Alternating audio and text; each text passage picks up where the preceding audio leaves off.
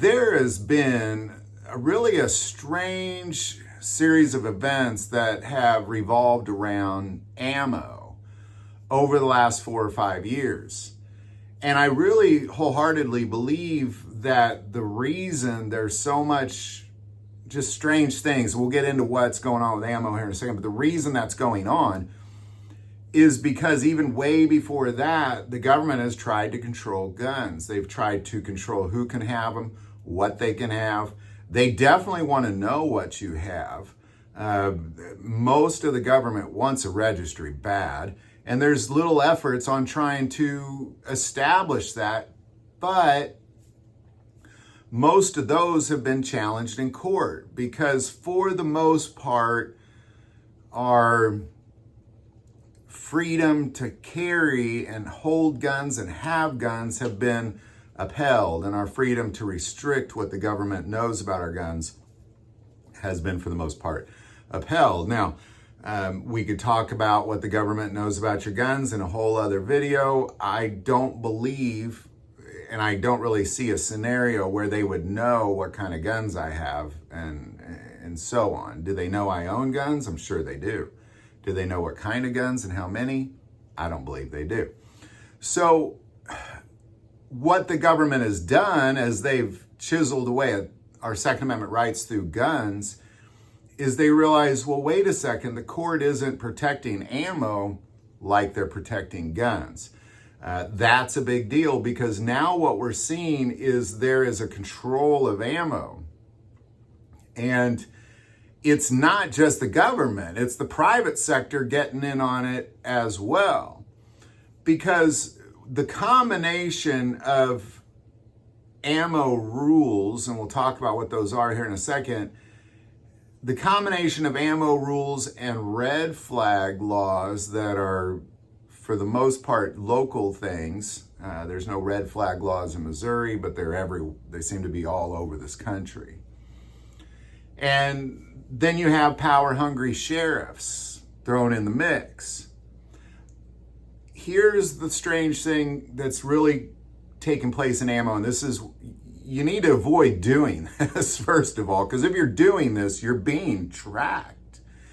You are being tracked, not just by your local government, but you're being tracked by the credit card companies, and then you're being tracked by your local sheriff. Well, what's all this mean? Well, if you're using your credit card to buy ammo right now, and for the last 3 years, Visa and MasterCard, and to some degree, depending on the bank, from American Express, they're tracking your guns and ammo purchase, and they're red flagging you. If you make a purchase that for whatever reason Visa thinks is weird, they're gonna red flag you, and then they're gonna send a report to your local sheriff. I can promise you that your local sheriff right now has a giant stack of red flag alerts that have been sent to them from credit card companies.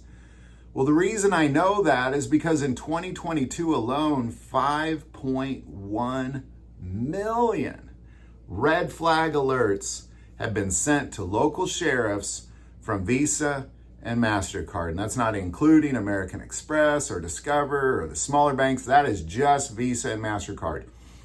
5.1. So if you're using your credit card to buy guns and ammo, and unless it's something like I bought a gun this year, but if you bought a couple guns this year or you bought lots of ammo this year, I can promise you there is a red flag alert from your credit card company with your local sheriff.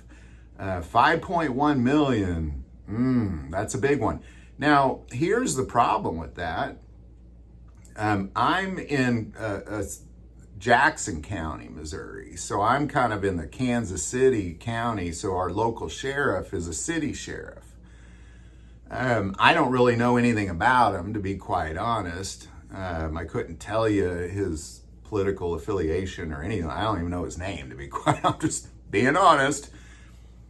So I don't know what that looks like.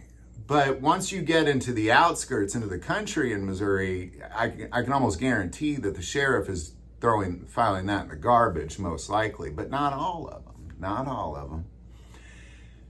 And then you get into places like California, New Jersey, Illinois, New York. You get to places where you got, no pun intended, trigger-happy sheriffs who can't wait to exercise their power and authority over you and submit you and take your guns. They can't wait to do that. I can promise you there are thousands and thousands and thousands of sheriffs all over this country. They get a red flag alert and they live in a red flag law county or a city or whatever it is, state. They're coming for your guns. They're coming for your guns. That's what they're going to do.